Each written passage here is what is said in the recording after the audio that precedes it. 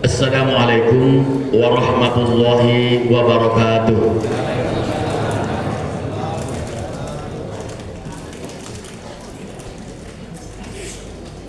Alhamdulillahi rabbil alamin wal aqibatu lil muttaqin wala udwana illa 'alal zalimin. Asyhadu an la ilaha illallah wa asyhadu anna Muhammadan abduhu wa rasuluh. Allahumma sholli ala sayyidina Muhammad wa ala ali sayyidina Muhammad. Bapak Direktur dan Pengurus Majelis Duha Nasional Kabupaten Batanghari yang sama-sama kita muliakan, Bapak Pembina dan Penasehat, Bapak-bapak pengurus baik Imam Khatib Bilal Masjid Nurul Islam dan segenap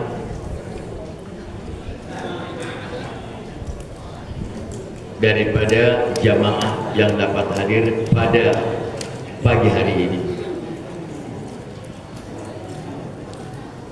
Umumnya yang kami muliakan bapak-bapak, ibu-ibu yang datang dari beberapa masjid ataupun surau atau langgar musola yang dapat membagi kesempatan atau membagi waktu untuk hadir pada pagi hari ini. Mudah-mudahan semua kita tetap mendapat lindungan dan bantuan dari Allah Subhanahu wa Ta'ala.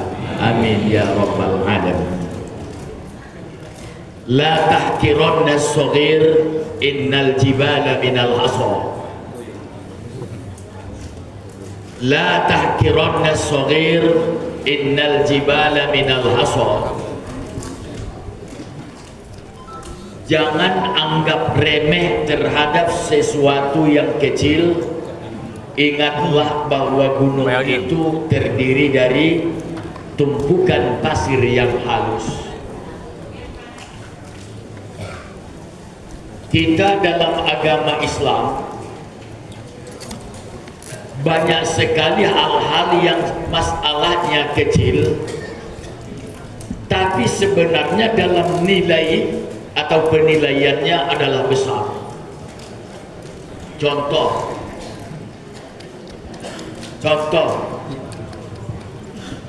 kalau kita terlambat datang ke masjid seperti ini ada pengajian, ada majelis duha. Kebetulan kita dari rumah kita tadi atau dari tempat kita terlambat. Kan tidak mungkin lagi kita di tengah-tengah jamaah model ini melaksanakan sholat sunat tahiyatul masjid.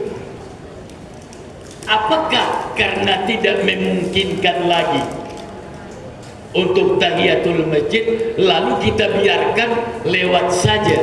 Tentunya tidak. Tentunya tidak.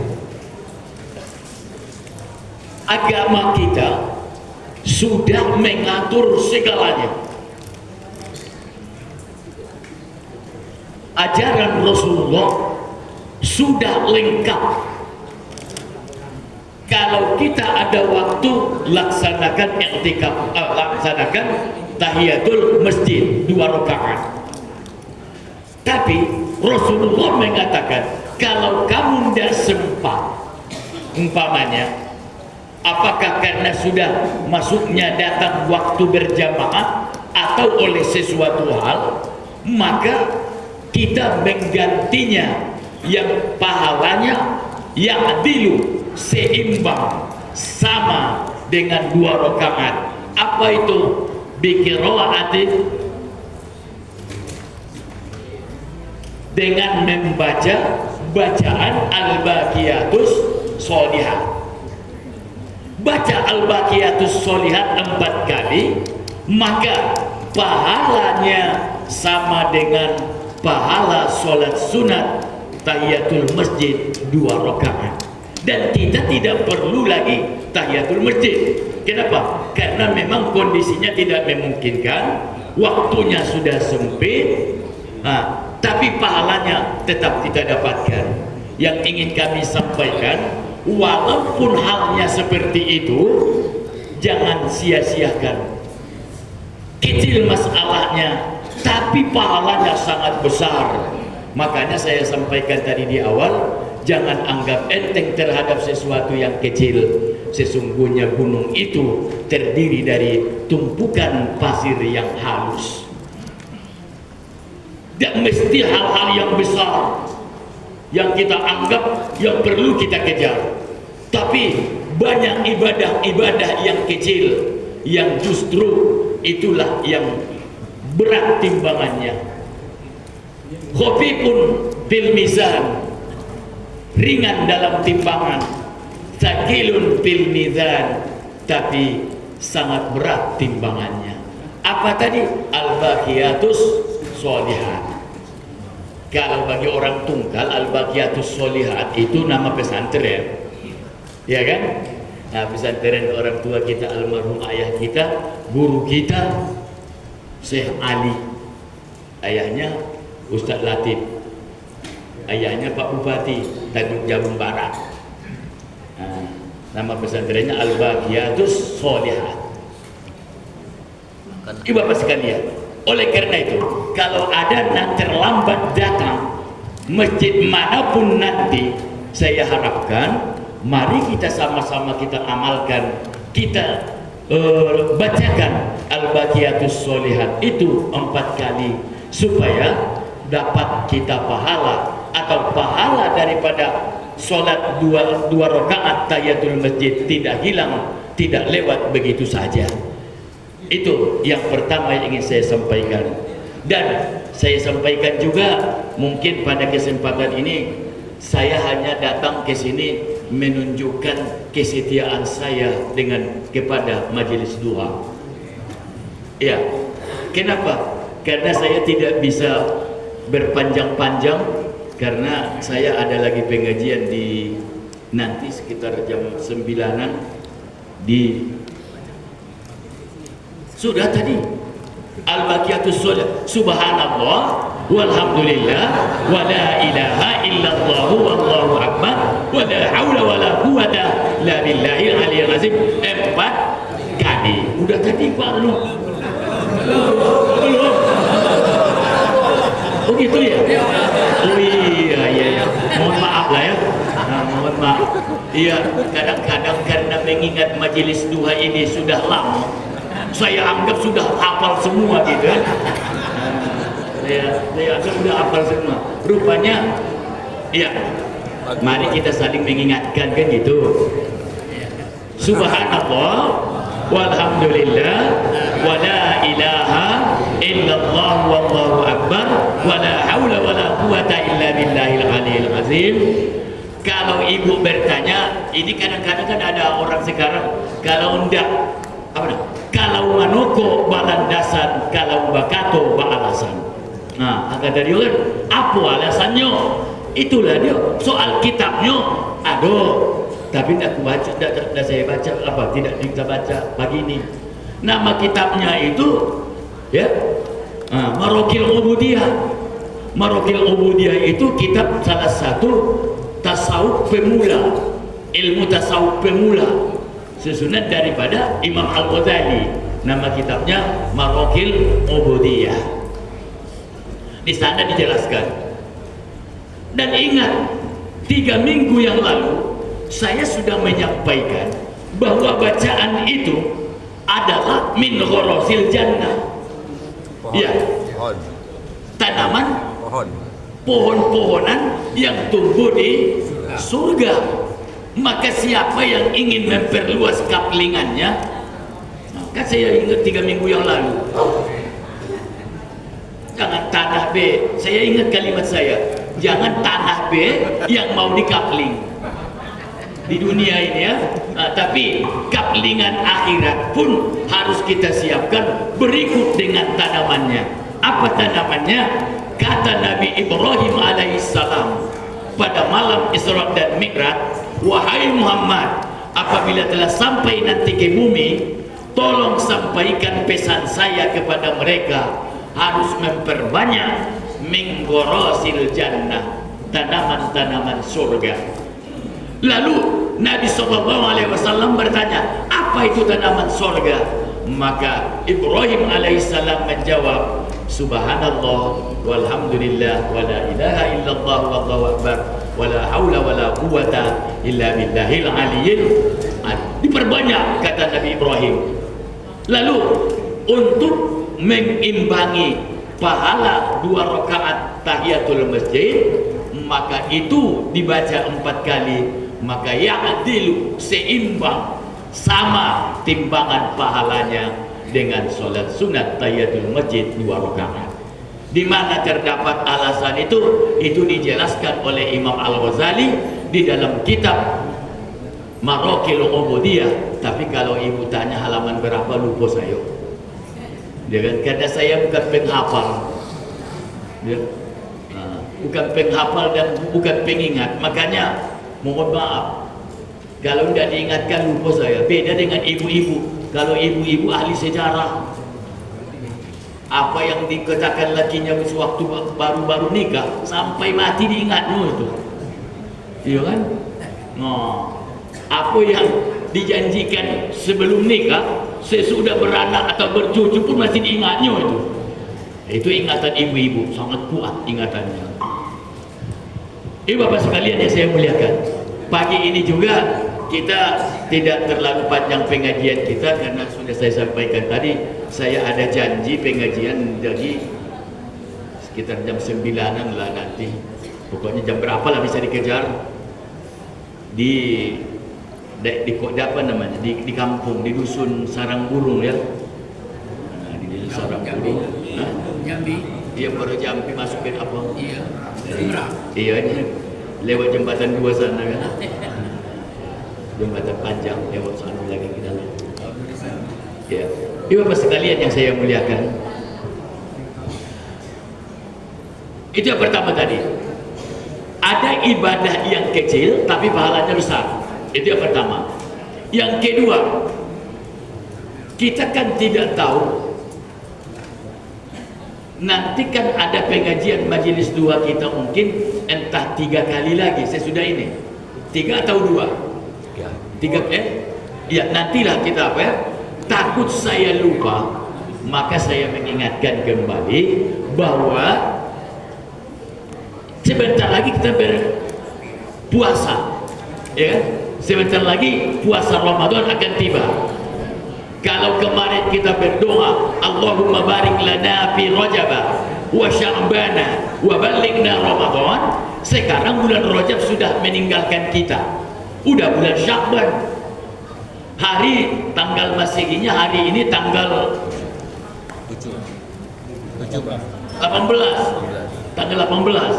Kalau tidak salah tanggal 11 kemungkinan udah puasa pula, 11 Maret atau 12.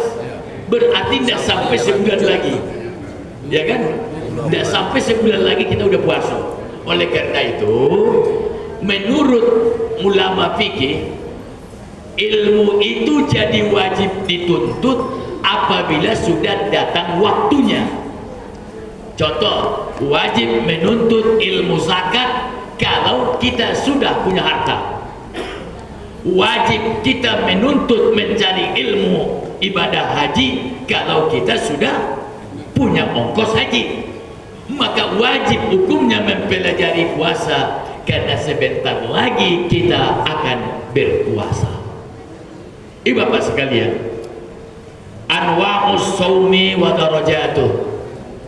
Pagi ini kita mengaji sedikit anwa'us shaum, macam-macam apa namanya itu, pembagian puasa, wa darajatuhu, dan tingkatan-tingkatannya.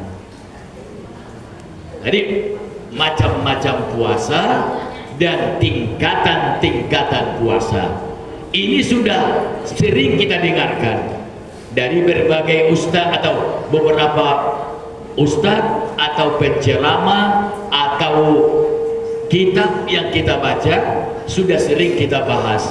Namun karena yang namanya manusia sering lupa, maka pagi ini saya ingatkan kembali, iklam anna sawma talatun, ya, iklam anna sawma talatun,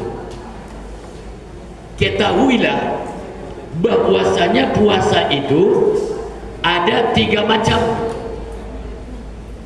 ya, ada 3 macam tingkatan, salatu darajat, 3 derajat, 3 tingkatan, 3 kelas. Jadi puasa itu ada tingkatannya sampai 3 kelas. Nah, yang pertama saumul umum, kalau sering kita dengarkan saumul awam, ya, saumul awam, puasa orang umum, puasa orang awam. Awam itu sebenarnya ya umum, artinya itu ya orang umum atau awam, orang banyak. Puasa orang awam. Wasaumul khusus, yang kedua puasa orang tertentu, al khusus, orang-orang tertentu. Yang ketiga wasaumu khususul khusus, puasa orang-orang khusus yang sangat tertentu. Apa namanya? Ibarat tempat VIP. Nah, apa namanya? Yang paling tinggi derajatnya, yaitu khususul khusus.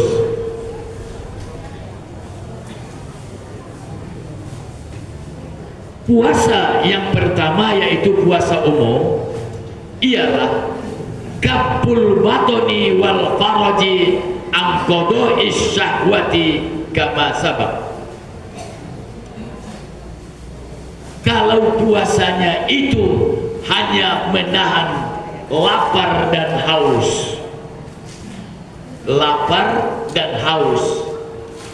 dan menjaga hal-hal yang membatalkannya saja, hal-hal yang membatalkan puasa saja, maka itu namanya puasa awam.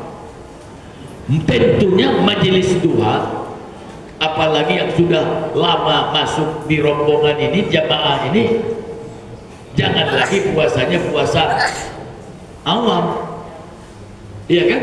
Kita mengharapkan kalau orangnya udah majelis duha terus, puasanya pun harus tingkatan itu, jangan lagi tingkatan awam.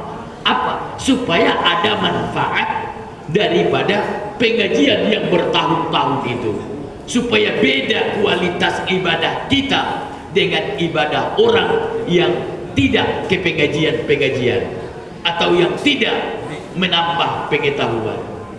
Maka puasa kita diharapkan sudah sampai setidak-tidaknya tingkatan yang kedua, yaitu puasa orang yang khusus.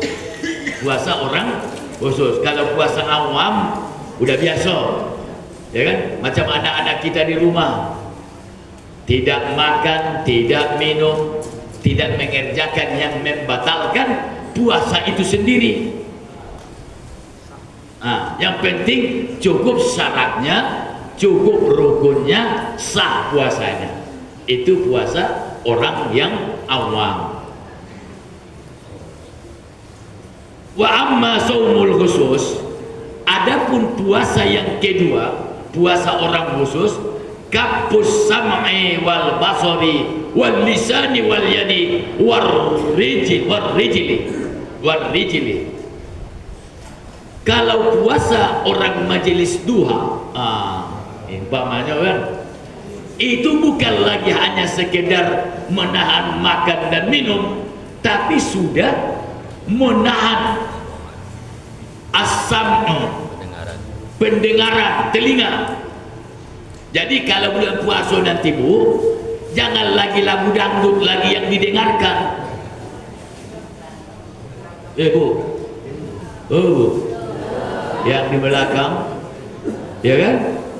Bulan puasa nanti jangan lagi lagu dangdut lagi terus yang kita dengarkan sambil menunggu-nunggu hari sore, nunggu-nunggu berbuka, putarnya TV, entah apalah namanya, apalagi ibu-ibu sekarang, apa namanya, main TikTok di dapur kan. Kan kalau orang dulu kan memasak di dapur, iya kan. Orang sekarang tidak ada lagi yang masak di dapur.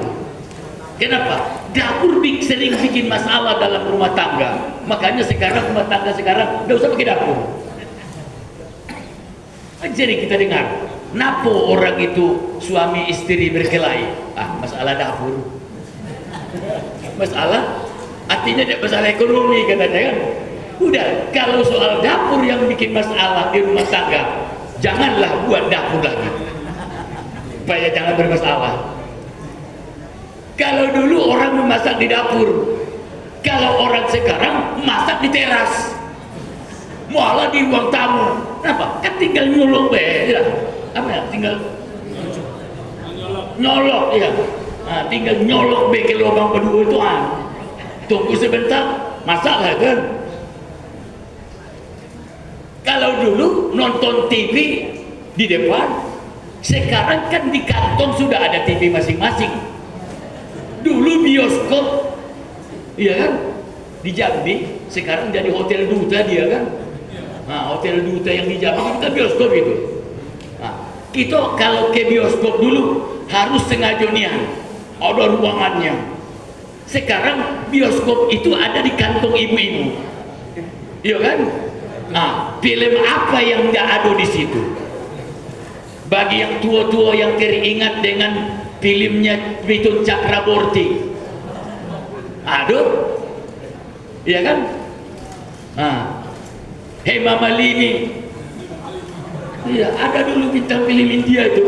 Hema Malini kan, aduh, mau lagu tahun 70-an, waktu celana kita dibesarkan ininya, kampak zaman Ari Arabi, lagunya Pandangan Pertama. Saya ingat itu, pandangan ada, iya kan? Lagu Begadang Jangan Begadang, kata Roma Irama, ada di kantong kita, iya kan? Ketawa Pak Haji Hendro, kenapa? Beliau dulu waktu muda teringat dengan lagu itu, begadang jangan begadang kalau tiada artinya, iya kan? Ini Bapak sekalian yang saya muliakan. Jadi apa yang saya ingin ceritakan, bahwa menahan ya kapul sampai menahan mendengarkan. Tolong nanti Ramadan, sebenarnya tidak mesti Ramadan ya, di luar Ramadan juga sudah sewajarnya lah kita kaset-kaset atau lagu-lagu yang kita putarkan semuanya berdasarkan yang tidak mendatangkan kelalaian kita kepada Allah Subhanahu wa Ta'ala. Bahkan kalau bisa, ya ayat-ayat Al-Quran, ya mendengarkan ayat-ayat Al-Quran. Sekarang kan mendengarkan baca ayat Al-Quran kan tinggal mengambil siapa yang kita senangi, bacaan siapa yang paling kita senangi, ya kan? Yang ingin bacaan mujawad banyak, yang ingin bacaan murattal banyak, mujawad yang bermacam-macam dan murattal yang bermacam-macam, bahkan yang sampai qiraat yang bermacam-macam, semuanya sekarang sudah ada di kantong kita. Maka oleh karena itu, melalui pengajian pada pagi hari ini, saya ingatkan kembali kepada kita, mari kita menjaga pendengaran kita nanti supaya pahala puasa kita, tingkatan puasa kita sampai derajat siyam atau saumul khusus, puasa orang yang sudah khusus, puasa orang-orang tertentu, bukan lagi seperti puasa orang yang tidak berpengetahuan.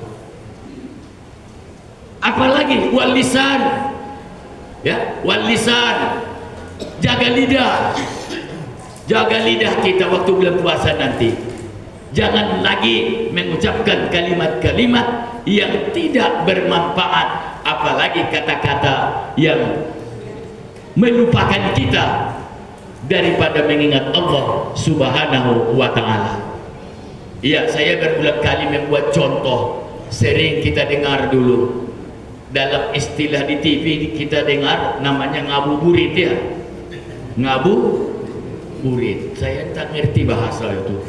Tapi yang jelas berusaha untuk menghilangkan bagaimana penatnya dan sulitnya, payahnya berpuasa itu. Supaya katanya tidak terasa. Kalau puasa tidak terasa, sama dengan idah lah. Puasa itu dibuat Allah supaya terasa. Ya, bukan terasa yang ditelanai. Itu rupa makan terasa. Bukan itu. Ya, bukan itu. Kan sering orang berpuasa supaya tidak terasa pergi jalan-jalan. Pakai motor, bonceng istri, bonceng anak kau ilir dan puasa. Hal yang model itu bukan puasa orang yang khusus. Itu orang yang belajar puasa. Ya, orang yang belajar puasa. Kalau orangnya sudah lebih dari itu, maka puasanya tidak lagi mencari jalan bagaimana supaya tidak terasa. Al-ajaru ala qadari ta'bi. Pahala ibadah itu sesuai dengan kadar sulitnya dan penatnya, capeknya, sulitnya ibadah itu. Makanya 2 rakaat subuh lebih besar pahalanya daripada 3 rakaat maghrib. Ya kan? Maghrib tidak ada susahnya, asar tidak ada susahnya, tapi subuh cuma 2 rakaat pahalanya luar biasa. Kenapa? Karena al-ajaru ala qadari ta'bi. Pahala ibadah itu sesuai dengan kepenatan, kesulitan melaksanakannya. Maka orang yang mampu berpuasa, menahan pendengarannya, menahan lidahnya, itu puasanya adalah puasa orang yang khusus. Waliyadi, dan tangan, ya, puasa tangan. Iya, ibu-ibu mungkin macam mana yang namanya puasa tangan? Ya jangan lagi SMS lagi yang idah-idah lagi, apalagi nyinggung perasaan orang, apalagi mengetik kalimat-kalimat yang tidak cocok, yang tidak sesuai dengan ajaran agama kita. Ibu bapak sekalian yang saya muliakan, warijili, kaki, ya, warijil ini tadi, jaga kaki, jangan lagi pergi ke tempat-tempat yang tidak mendatangkan kedekatan kita kepada Allah Subhanahu wa Ta'ala. Umpamanya pergi ke jembatan panjang pakai motor, ngapa jalan-jalan nunggu-nunggu hari sore, pergi ke jembatan apa namanya, Pelayangan sana, Rantau Kapas, ke Rantau Kapas umpamanya, ya. Atau kalau kita di sini mungkin, ya, kalau itu pemandangan, penglihatan yang mendekatkan kita kepada Allah, tidak ada masalah. Pendekatan atau penglihatan, pandangan yang mendekatkan kita kepada Allah Subhanahu wa Ta'ala. Keindahan alam boleh tidak ditengok? Boleh. Kalau keindahan alam itu mengajak kita untuk berpikir bagaimana hebatnya ciptaan Allah. Makanya dalam Al-Quran, afala tanzuruna ilal ibli kaifa khuliqat. Apakah kamu tidak memperhatikan bagaimana onta itu diciptakan? Wa ila samai kaifa rufi'at, kepada langit bagaimana ia ditinggikan. Apa maksudnya? Allah menyuruh kita memahami apa yang kita lihat untuk mendekatkan diri kepada Allah Subhanahu wa Ta'ala. Ibu bapak sekalian, wa amma saumu khususul khusus, adapun puasa orang yang khususul khusus, fasaumul qalbi, itu tingkatannya sudah puasa hati, ya, bukan lagi lisannya saja, bukan lagi pendengarannya saja, bukan lagi tangannya saja yang berpuasa, bukan lagi hanya kakinya saja, tapi hatinya pun sudah ikut berpuasa. Berpuasa apa? Anil imamid daniyati, daripada keinginan-keinginan yang rendah, hal-hal yang tidak pantas, hal-hal yang tidak bagus, hal-hal yang tidak tidak mendekatkan diri kepada Allah. Tidak ada lagi hatinya ke sana. Kalau hatinya masih waktu bulan puasa, nanti bulan lebaran, nanti kemana lah untuk jalan-jalan yuk. Nah, habis lebaran nanti, habis puasa nanti, ini waktu bulan puasa pardon, seminggu lagi sebelum lebaran, udah berpikir puasa nanti kemana lah objek wisata yang bagus. Nah, katanya kan, oke, boleh ya, tidak ada larangan wisata, tapi usahakan melihat wisata yang kita kunjungi itu justru menambah renungan kita, pendekatan kita kepada Allah. Yang mengkhawatirkan sudah puasa 1 bulan, lalu sesudah lebaran pergi ke tempat wisata yang menghabiskan pahala daripada puasa itu. Tekennya puasa sebulan hanya sekedar bayar utang, tidak ada pahalanya. Kenapa? Sesudah lebaran pergi ke tempat-tempat yang objek-objek wisata yang mendatangkan maksiat. Kalau objek wisatanya objek wisata religius, ya kan, ya silakan. Macam ibu-ibu pengajian sekarang kan ada itu, apa namanya, tur ke masjid-masjid yang indah. Tapi jangan sekedar keindahan masjidnya saja yang kita pikirkan, tapi bagaimana hal-hal yang berkaitan dengan masjid itu sendiri. Pamannya macam di Jambi kita dengar, saya belum pernah ke sana, Masjid Cengho ya. Masjid Cengho. Setahu saya Masjid Cengho itu yang ada di Palembang. Ya, kalau yang di Palembang saya pernah. Tapi kalau yang di Kota Jambi saya belum pernah. Ya, hal-hal yang seperti itu silakan, tidak ada larangan. Syukur-syukur sampai ke sana kita sholat tahiyatul masjid 2 rakaat tadi kan. Itu tidak ada masalah. Bapak sekalian yang saya muliakan, jadi itu 3 macam puasa. Jadi puasa yang ketiga tadi adalah puasa orang khusus, orang yang sudah tingkat tinggi, puasanya pasaumul qalbi anil imamid daniyati, puasanya sudah puasa hati daripada hal-hal yang hina, wal ibkarid dunyawiyati, dan puasanya sudah meninggalkan memikirkan masalah-masalah duniawi. Selama dia berpuasa bukan lagi memikirkan masalah duniawi yang dipikirkannya, tapi sudah masalah ukhrawi. Jadi selama berpuasa yang dipikirkannya ibadahnya, zikirnya, pendekatannya kepada Allah Subhanahu wa Ta'ala. Seharusnya kan orang yang berpuasa itu memikirkan masalah akhiratnya. Jadi kalau ada orang puasa terus, Senin Kamis puasa terus, hawa nafsunya makin meningkat terus, berarti itu puasanya tidak bermutu. Ya, itu puasa awam itu. Ya, puasa orang biasa itu. Ya, tidak mengurangi hawa nafsunya dari masalah dunia, tapi puasa jalan terus. Puasa wajib, puasa sunat jalan terus, tapi hawa nafsunya luar biasa.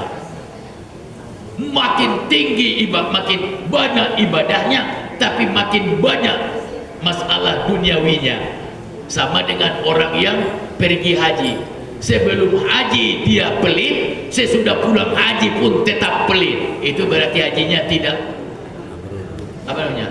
tidak mendapatkan haji seperti yang diharapkan, haji mabrur. Apalagi sebelum haji masih datang lagi ke masjid, sesudah haji berhenti ke masjid. Itu hajinya haji mardut itu. Ya, haji yang ditolak. Ada orang model itu? Ada. Kenapa? Karena selama di Mekah dia menghitung pahala pakai kalkulator. Sholat di Masjidil Haram 1 rakaat 1 kali sama dengan 100.000 kali di Masjid Nurul Islam. Kata dia kan, selama haji kemarin berapa puluh kali saya sholat di Masjidil Haram, berarti pahalanya sudah sekian juta kali sholat di Nurul Islam. Balik kemuliaan, tidak datang-datang lagi ke Nurul Islam. Apa katanya? Cukuplah sudah tabunganku, walaupun kamu seumur hidup terus ke Masjid Nurul Islam, masih lebih banyak tabunganku, katanya kan. Nah, itu Haji Mardut itu ya. Nah, itu Haji Mardut. Karena ibadah haji itu adalah menambah sosial kita, kepekaan sosial kita, termasuk puasa, termasuk ibadah puasa. Itu luar biasa, melatih diri kita menahan hawa nafsu dan melatih jiwa kita supaya jeli terhadap sosial. Kita merasakan bagaimana laparnya. Kita lapar bulan puasa, Bapak dan Ibu, masih sahur, ya, masih sahur. Nanti setelah terbenam matahari masih berbuka, ada yang mau dimakan. Sementara saudara-saudara kita yang miskin, yang fakir, orang-orang terlantar, sahur pun belum jelas ada, apalagi berbukanya entah kapan. Ya, sahur saja dia tidak dapat, besok berbuka belum tentu ada. Itu yang dirasakan oleh fakir miskin. Sementara kita bulan puasa sahur berpilih-pilih, malah pakai menu tertentu. Sahur hari pertama ini ada, aku tengok dia apa itu di YouTube, sahur hari pertama untuk mendapatkan kesehatan, katanya ini. Nggak, itu ajaran setan itu. Masa pula disuruh makan yang mahal-mahal, yang apa? Padahal puasa itu tujuannya adalah untuk melatih jiwa kita, meningkatkan kepekaan dan kepedulian sosial, dan untuk menjauhkan kita daripada rakus terhadap dunia. Ini semakin puasa semakin tinggi pengeluaran. Biasanya 1 minggu pamannya sekian pengeluarannya, pas bulan puasa naik pengeluarannya di dapur. Berarti ini puasanya perlu ditanyakan ini, ya, perlu dipertanyakan puasa orang yang model itu. Boleh kita menambah tingkat makanan, menambah volumenya. Yang biasa kita masak 2 potong ikan, 3 potong, bulan puasa boleh kita masak 5, tapi 3 antar ke tetangga. Nah, itu boleh, ya silakan. Ibu-ibu jangan memposting bukaan puasa kalau udah ngantar, Bu. Kita kan di grup 2 ini kan ada. Kalau kamu udah ngantar ke rumahku makanan itu, ndak usah lah posting, Bu, yo. Umpama atau ke rumah Pak Direktur, kan membuat naik turun apa namanya itu, naik turun kerongkongan kita nengok makanan dalam postingan itu, ya. Maksudnya tidak bagus memposting makanan, membuat orang menjadi ingin tapi kita tidak membaginya, ya. Tidak boleh. Baik, ibu bapak sekalian yang saya muliakan, itulah pengajian kita pada kesempatan ini. Atas segala kekurangan saya mohon maaf. Kebetulan, ya, bapak dan ibu, sedikit saya tidak masalah menyinggung pribadi.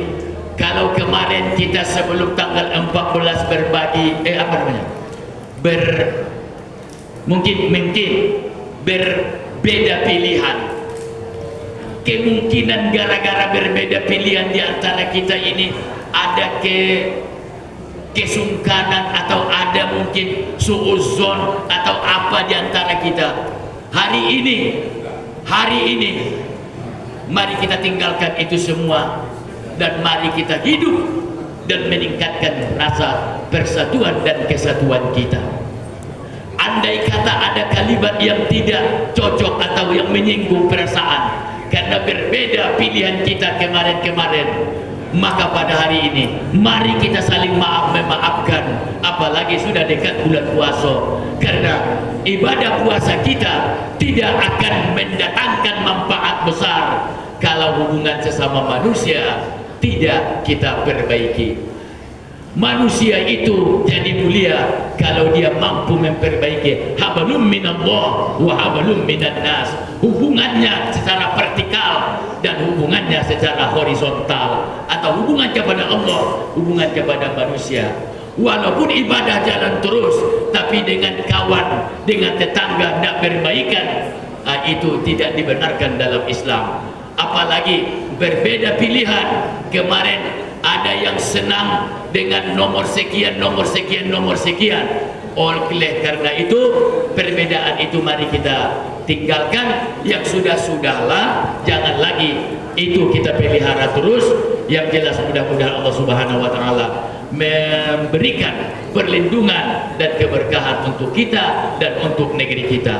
Amin ya rabbal alamin. Wassalamualaikum warahmatullahi wabarakatuh.